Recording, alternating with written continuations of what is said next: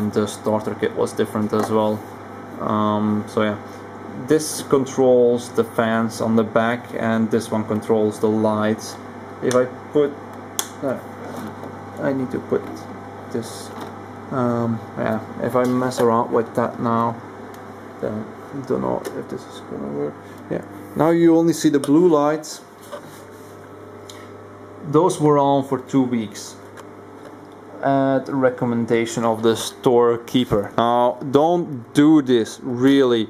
I went to like, how shall I call it in English, science class when I was in high school, and of course you get biology and everything, and there they explain the very basic stuff of like how plants need light to grow. Well, dumb me, I forgot that for a second, and I thought, yeah, let's listen to the shopkeeper, he knows what he's talking about. Well, that turned out pretty bad for me. Those lights were off, and of course those coralline algae couldn't grow. They didn't have any light, so they just died off. Now, I was assured that they would grow back. I don't need to do anything about the system, just turn on the lights 12 hours a day, and normally they grow back. So let's hope. At least this stone, it was worse. Yeah, I should buy a new video camera as well. It was really red, then it became more bleached than that one even, and now it's less than that one. So I think the light is helping. I think everything is restoring to the way it was, and let's hope that they grow back. I was told that it would take a bit of time, but yeah. With that, oh yeah, one thing more that I want to show you. I was looking for a pretty long time for software on my computer. Sorry for the thing here. That could track my values of the water. I just went and did it like this. I kept, or still keep, a map, made just an Excel table with everything in it, wrote it down, date, and then yeah, that's the way I did it before. I'm still doing that because I like to keep the paper. I don't know, I'm still a bit old-fashioned in that way, but I like to keep paper with everything on it. So, but then I found out that there were two good apps on the iPad, or also on the iPhone. So first one is Aqua Planner Pro. I think it's about $2.99 in the app shop, and it is really nice. You set up your aquarium, you check it. So don't know if you can see it that good, but then the first one, you have alerts. It alerts you when you can set when, of course, on how many days to like scrape the glass, clean the skimmer, water change, and everything like that. Whatever you want, you can put it in. Then water tests, you can put it by date, and then you can see the values of the water. It comes with, like, you can change the system to a metric system or US system or whatever. I'm not really sure how to do that anymore, but anyway, you can go to charts, sorry, and check there. It's really nice. I would recommend something like this. You can here choose which value you want, so nitrate or ammonia or temperature. Inhabitants, well, I don't have any yet, so it says, to begin, please add your first inhabitant with the plus button above. Well, I don't have any yet, too bad. But then the equipment, well, I just tested and I just put Red Sea Max to 50. And then nodes, which is what I use to keep my log of activities that I did with the aquarium. So skimmer clean, water changes, coralline, algae bleaching hard.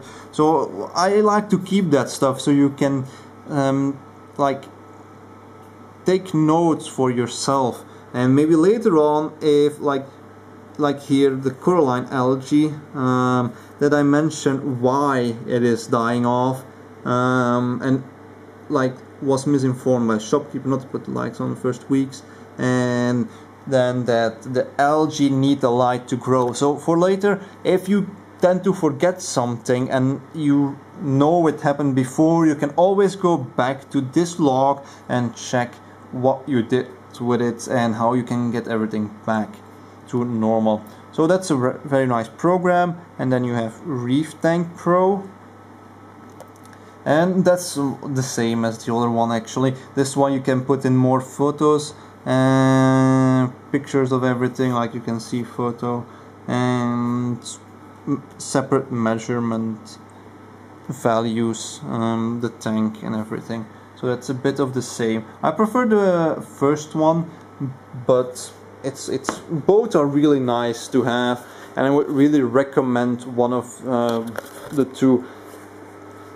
If you like to do it on paper like me, you can still do it on paper, but maybe keep another log and keep it as your backup or whatever, in case that something goes wrong with your paper, or if something goes wrong with your app, that you still have it on paper. Either way is fine, but I like to have a sort of backup. And I think this was it for my first video. The system is 3 weeks old, and it has come a pretty long way already. Life is sprouting from it, as they say. As you can see, I have some glass anemones. Yeah, my camera is really bad, sorry for this. But yeah, I have some snails as well, but I think there you can see one. The white thing is actually a snail, and some other algae are coming forth, and it's pretty interesting actually to see all that life just coming out of the system, like you're giving birth to it. And maybe a bit exaggerated, but I like it really, and it became sort of an addiction for me. Everything that has to do with the reef aquarium now, reading or looking at videos, it is a really addictive hobby. If you plan to buy an aquarium, then really you maybe, they say like, yeah, you spend a bit of time in maintenance, but it's so, at least for me, really addictive that you spend more time in looking everything up. You want to know more about the system, you want to know what everything is, that you spend more time in that than the actual maintenance of the tank and everything around it.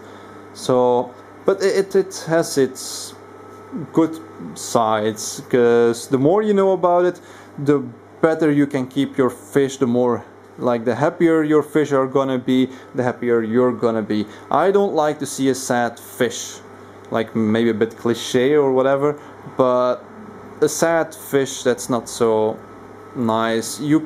Some people keep it only for decoration, but please keep in mind those are living animals. And I'm not one that is gonna vote for Greenpeace or whatever, but and then nature and animals, but you take the responsibility upon you when you purchase a system like this and when you buy those fish. So please keep in mind that they also depend on you to keep them fed, and that you have your water values okay, and don't mistreat the fish. You wouldn't like it either if they put you in the aquarium and you're gasping for air, or that you don't have enough food. Yeah, so please keep that in mind. And with that said, I think I'm gonna end this video, and hopefully I'm gonna do another one. If you have comments or whatever, post them, message me if you have questions. Like I said, I'm a beginner. I don't know a hell of a lot yet about reef systems. If you want recommendations on books, I can give you some though. I bought a lot of books. I went to the library, and here is one that I borrowed. It's Aquarium Vissen for the Dutch people. It has a lot of fish in it and invertebrates, so that's a very good book. One book that I also can recommend you is, I can show you quickly. I think I got it here on the, oh sorry, that's my medical stuff from school. Aquarium here. So it's called Reef Secrets, and I'm editing it. So let's see if I can go to page 1 quickly. This is gonna, it's 400 pages, so anyway, I'll just stop it here and show you. Like, it has information on most saltwater fish, invertebrates, algae, corals, everything like that. I'm gonna take my stickers of it. So as you can see, about, hope it clears up a bit. So about the aquascaping, the feed and compatibility of certain types of fish, invertebrates, or other kind of life forms that you can put in a reef or marine aquarium. Yeah, you got some pretty eccentric types here as well. Then information about common algae crazers. Like this book is really recommended for beginners like myself, because it says what type of fish are good to start your aquarium with and everything else around it. And I trust that book more than I trust sites actually, or those databases, because if you go compare, the one says that, for example, what is the English name of it? Not quite sure. Let's see in the book if I can find it quickly. It is called a pincet vis in Dutch, but it's the, let's see, big pincet 248. Yeah, here. It's like one of those, sorry for that thing, one of those. Now, in this book it also says that they need a lot of space to swim in, and that this tank would be too small, and I can only agree with it, I think, because for the most part I read that they really need a big system to swim in, at least a lot bigger than this one can offer. But then you have forum where people say or state that you can put it in a tank and it won't outgrow the tank, it will stay that small. But please think for a second then. If those fish normally grow to a length around 30 centimeters, I think it is, then don't put them in a small tank like this. If they can't grow anymore, they won't survive long either, so don't do that to those fish. And most of all, don't do it to yourself either, because you're going to be paying for a fish that's only going to stay for a while in your tank. It's not going to be happy about it, and it's not going to give you any pleasure either. So don't do that. Don't put fish that are too big for your aquarium in the aquarium just because you would like the color of it. Don't do that. Anyway, I think that I said everything now. The video has turned out longer than I thought it to be. So I hope you enjoyed it a bit. I know it was a sort of mono view, like only seeing the aquarium and everything, but yeah, let's hope that next time I have a bit more to show you. So yeah, greets everyone, and till next time, bye.